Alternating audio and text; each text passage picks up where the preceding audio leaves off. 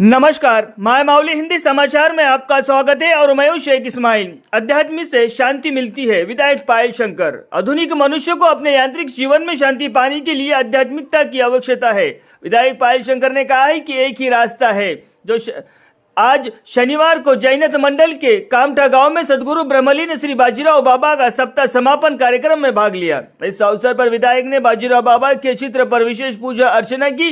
बाद में कार्यक्रम आयोजक द्वारा विधायक को शाल उड़ाकर सम्मानित किया गया। इस मौके पर विधायक पायल शंकर ने कहा है कि ये सराहनीय है कि कई गाँव बाजीराव बाबा के बताए हुए रास्ते पर चल रही है और शराब व मांस पर परहेज कर रही है। उन्होंने आश्वासन दिया कि गांव में बाजीराव बाबा की मूर्ति स्थापना के लिए कड़ी मेहनत की है और अन्य गांवों में भी मूर्ति स्थापना के लिए अपना सहयोग देंगे। इस कार्यक्रम में बीजेपी पार्टी के जिला नेता और अन्य लोग शामिल थे।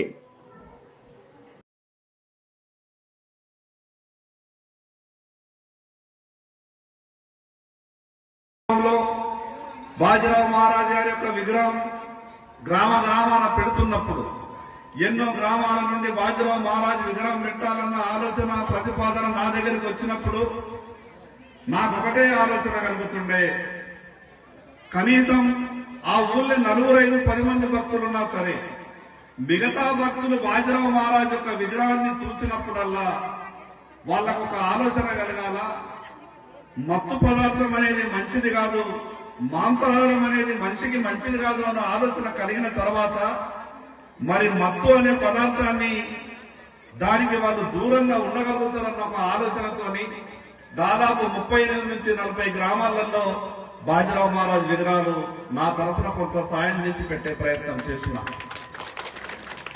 ఈ సందర్భంగా భక్తులందరికీ ఒక విజ్ఞప్తి చేస్తున్నా, మనిషి జీవితంలో మార్పు రావాలా, మనిషి జీవితంలో మంచి ఆలోచనలు కలగాలనుకున్నప్పుడు మనిషి ఏ రకంగానైతే ఆలోచించాలనో ఆ రకంగా ఆలోచిస్తేనే సాధ్యమవుతుంది. సహజంగా అనుకుంటాం ఎన్ని పాపాలు చేసినా సరే కొన్ని పైసలు పెట్టి పూజలు చేస్తే పోతుందేమో అని ఒక దొడ్డు ఆలోచన చాలా మందికి ఉంటుంది. కానీ ఈ సందర్భంగా నేను అందరికీ విజ్ఞప్తి చేస్తున్నా, నువ్వు పాపము పనిచేసి 10 లక్షల రూపాయలు ఖర్చు పెట్టి పెద్ద యజ్ఞం చేసినంత మాత్రాన నువ్వు చేసినటువంటి పాపం ఏం పోదు.